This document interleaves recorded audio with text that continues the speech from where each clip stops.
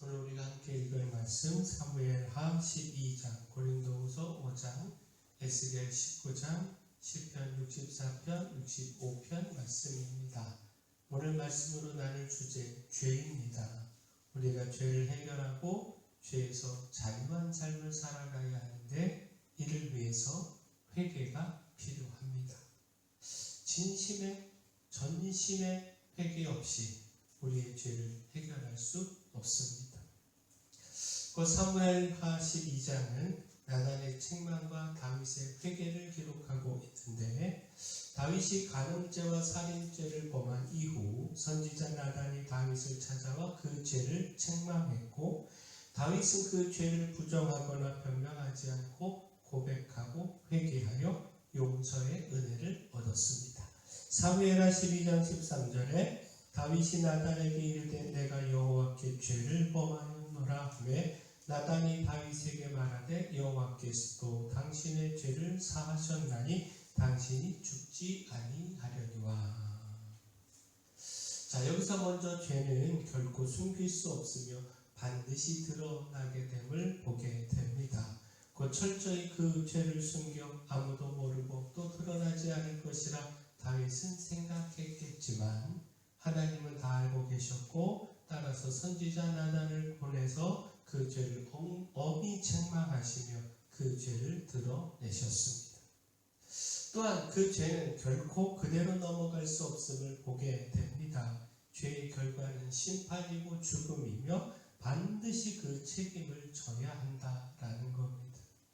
따라서 또한 죄를 해결하는 길은 회개밖에 없음을 보게 됩니다. 회개를 통하여 용서의 은혜를 얻는 것만이 죄를 씻을 수 있는 유일한 길이다라는 겁니다. 곧 다윗이 얼마나 진실하게 회개했는지는 그가 쓴 참회시를 통하여 알 수가 있습니다. 그가 밤낮 쉬지 않고 통회의 눈물을 흘리며 하나님께 용서의 은혜를 구했습니다. 그리고 이 철저한 회개를 통하여 하나님의 용서하심의 은혜를 누리게 됐습니다. 자, 죄를 해결할 수 있는 길, 회개입니다. 그 죄를 깨닫고 회개하여 하나님의 은혜를 얻는 것만이 죄를 해결할 수 있는 유일한 길입니다. 따라서 죄를 결코 부정하고 숨기려고 하지 말고 인정하고 고백하고 회개해야 합니다. 자, 이와 같은 사실은 회개와 더불어 주의 용서의 은혜가 필요하다라고 하는 사실은 시편 65편을 통해서도 확인해 볼 수가 있습니다. 그 다윗은 자신의 죄를 용서하실 하나님의 은혜를 믿었습니다. 죄악을 이기지 못하고 넘어졌지만 그러나 주의 용서하심의 은혜가 있고 이를 통해 주님의 성전에서 주님과의 교제를 나눌 수 있음을 바라보고 소망했습니다. 그리고 바로 이것이 복임을 고백했습니다. 시편 65편 3절 4절 말씀 보면 죄악이 나를 이겼사오니 우리의 허물을 주께서 사하시리이다. 주께서 택하시고 가까이 오게 하사 주의 뜰에 살게 하신 사람은 복이 있나이다.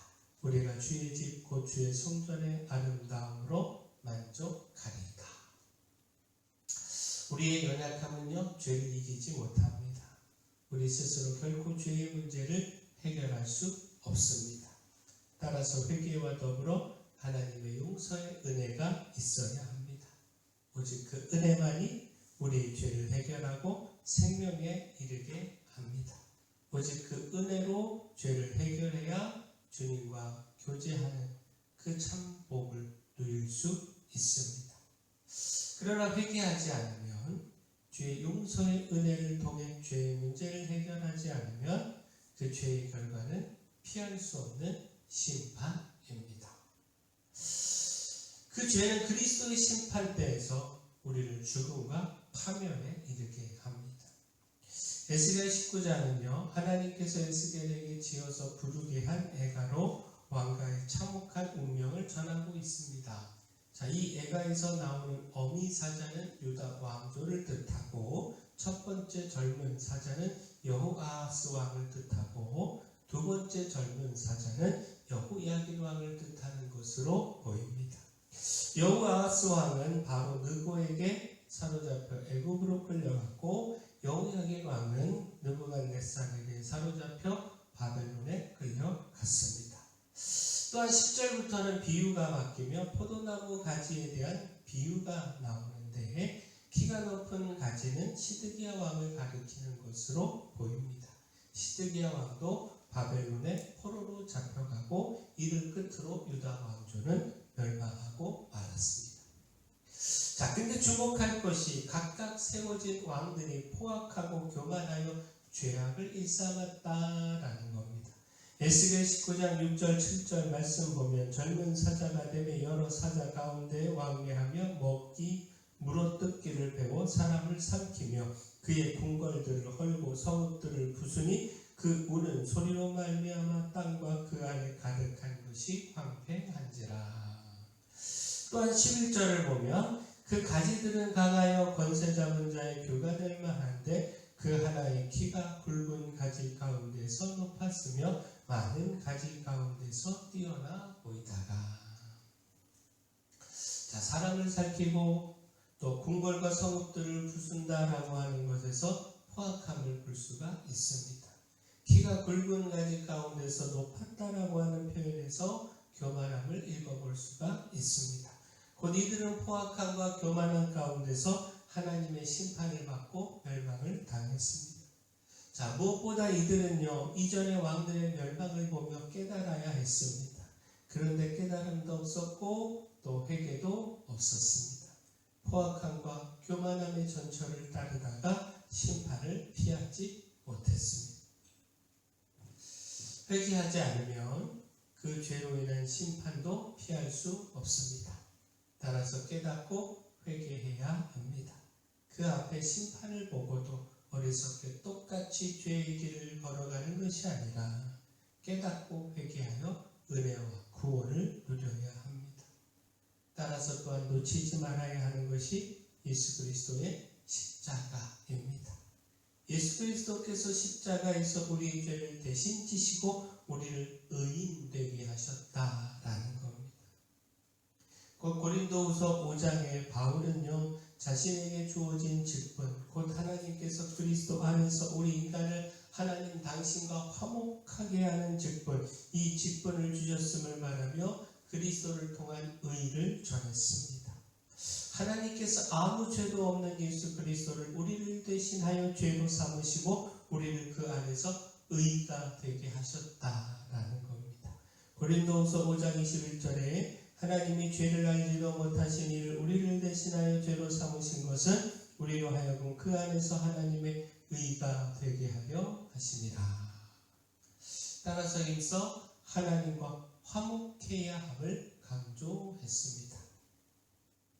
자, 한번 죽는 것은 사람에게 정해진 것이고 이후 그리스도의 심판대 앞에 서야 합니다. 그 심판대 앞에서 드러난 죄는 우리를 영원한 죽음과 고통에 이르게 합니다. 그러나 하나님은 그 죄를 그리스도께서 대신 지게 하셨습니다. 그러므로 그리스도 안에서 우리의 죄를 우리에게 돌리지 않으시고 우리의 죄를 용서하시며 우리를 의롭게 하시고 이를 통해 우리를 구원하셨습니다. 이 놀라운 은혜 잊지 말아야 하고요. 그리스도께서 대신 지신 죄의 고통과 희생을 헛되이 하지 말아야 합니다. 그리스도를 믿음으로 그 안에서 죄를 용서함 받고 하나님과 화목해야 합니다. 그리스도께서 대신 지신 죄의 그 은혜를, 용서의 은혜를 누려야 합니다. 죄는 오직 회개와 하나님의 용서의 은혜를 통해 해결할 수 있습니다. 회개하지 않는 죄는 반드시 심판으로 이어집니다. 그리스도께서 우리를 대신하여 죄를 지셨음을 기억하고 그리스도 안에서 죄를 회개하여 용서받고 주와 교제하며 주를 기쁘시게 하는 삶을 살아가야 합니다. 만약에 우리가 이렇게 살아가기를 소원합니다. 사랑의 주 하나님, 죄에 묻어지지 않고 죄를 책망하는 소리에 귀 기울이고 전심으로 회개하는 삶을 살기를 소망합니다. 그리스도께서 우리의 죄를 대신 지셨음을 기억하고 그 안에서 믿음으로 죄를 이기는 삶을 살게 하여 주시며 주님의 은혜로 죄를 이기고 생명을 누리며 주님 가까이 나아가 주님과 교제하는 법도 누리게 하여 주시옵소서.